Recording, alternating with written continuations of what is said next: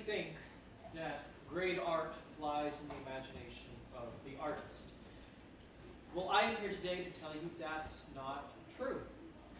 No, great art lies in the imagination of you, the viewer.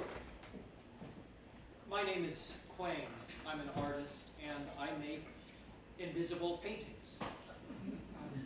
But before I show you what you cannot see, first let's look together at what we can see. This, for instance. So, no one denies the masterpiece of Da Vinci.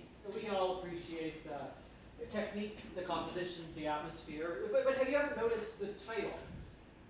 In Italian, the portrait's name is La Gioconda. In France, where the painting now lives at the Louvre, it's known as La Joconde. And while both of these titles come from this woman's married name, there is the added significance that this name comes from a word meaning happy. In English, Jocund, the happy one. So we see the title, and we see that famous smile, and we nod our heads knowingly, the happy one. But was she? Was she really?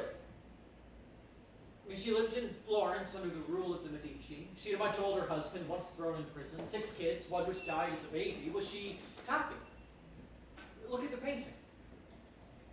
Here, Da Vinci made the decision for us. Not just about Lisa's emotional state, but about what we would expect to see if we bothered to read the title. But do you know when this painting really became famous? When it wasn't there. When we couldn't see it. When we had to imagine what it was. You see, when the Mona Lisa, or rather the happy one, was stolen in 1911, it wasn't even the most famous painting in its gallery, let alone the Louvre. No, it was its absence that fueled our speculation, our imagination. And since its return, we've come to know more about it than we ever cared to. In fact, this 16th century housewife has a longer Wikipedia page than any of the real housewives. And despite, or perhaps thanks to, the pedantic debate between a smug smile and stiff upper lip, nothing is left to the imagination. I mean, the artist says, look at this, and we take them at their word. Da Vinci says, La Gioconda, La Joconde, the happy one. They say a picture is worth 1,000 words, but I say that words have the power to create 1,000 pictures.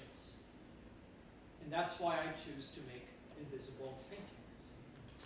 Like this.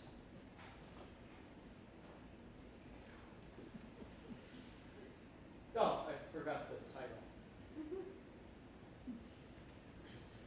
Oh, there's also a subtitle. So,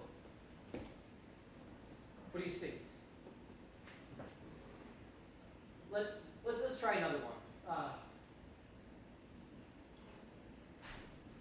What do you see in this one?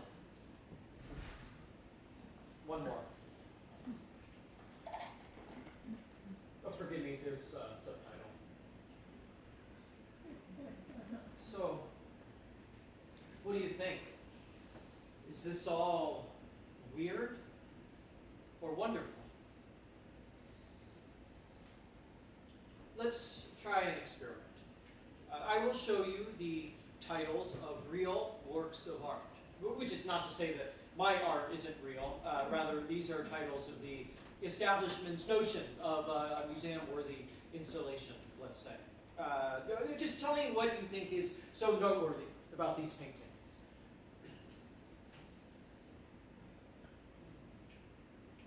Yes. Da Vinci, again, we get a master. But with a title as simple as The Last Supper, could it have looked any different than this? No surprises here. Next. Starry Night was a vision for Van Gogh, a recurring vision that he finally painted while staying at an asylum, seeking reprieve from mental illness. But why so much pain, Vincent? Maybe he was afraid of what he couldn't see.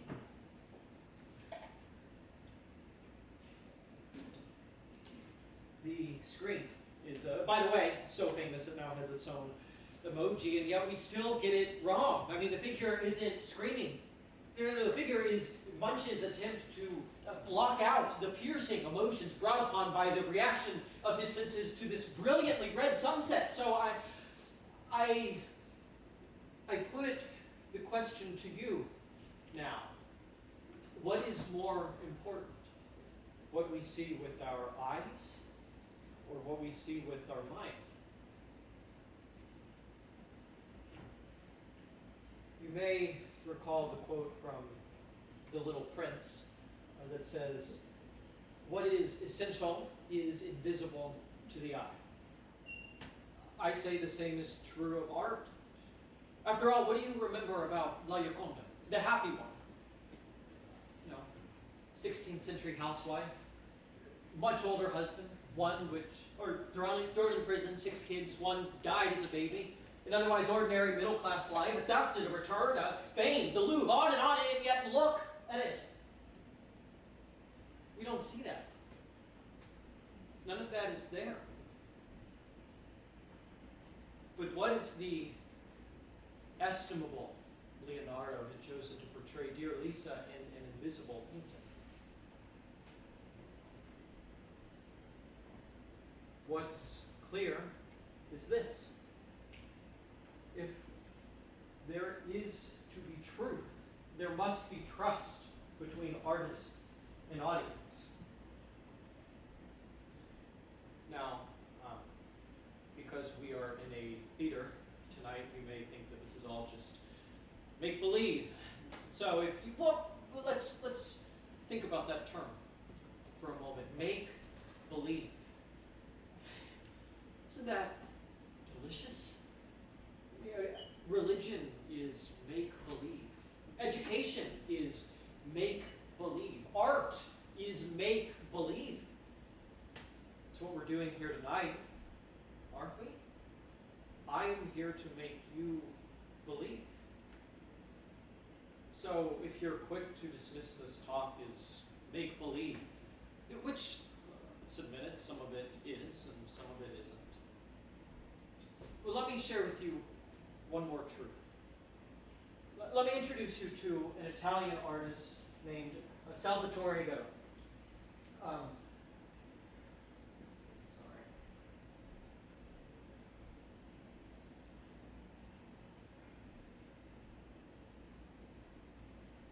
Salvatore Garo.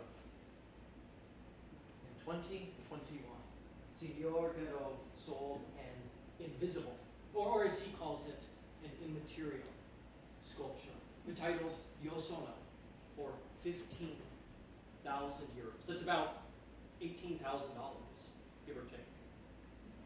And it wasn't even his first. I mean, as I said at the beginning, you may think that the necessary elements of art lie in the artist's eye, their oil and pigment and canvas, but I am here today to tell you that art, great art, is about seeing what others do not see, and then helping others to see what is not there. You see, great art it lies in the imagination of you, the viewer. And the artist must learn to trust you, just as you, friend, trust that the artist will always tell you the truth. Listen to this.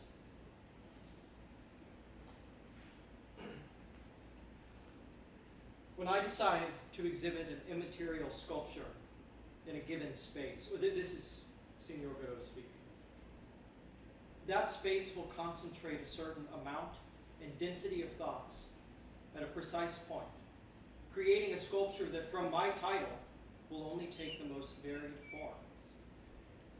Because, and these are now my words, invisible does not mean non-existent. Godot goes on to say, and I quote, "You don't see it, but it exists. It is made of air and spirit. It is a work that asks you to activate the power of the imagination, a power that anyone has, even those who don't believe they have it." After all, don't we shape a God we've never seen?